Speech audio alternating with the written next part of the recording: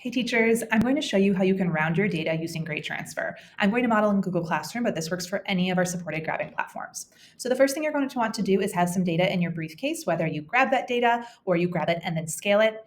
And in your briefcase, you can always see that information by clicking here.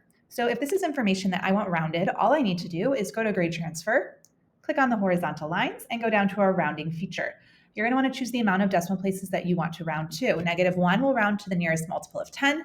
0 decimal places is a whole number. 1 is our tenths, and 2 is our hundredths. So when you have that selected, all you need to do is toggle on the now. You will get a notification that shows you an example of how your information will be rounded. And then you're going to get a summary that shows you your rounded data. This is now what is in your briefcase, and you can take that information and fill it into your next gradebook. Now, if you want your data automatically rounded whenever you grab it, we have another place for you where you can set up your rounding. To get there, click on our horizontal lines and go to Advanced Settings, and then the Score Converter tab. And you will see a round numbers area again.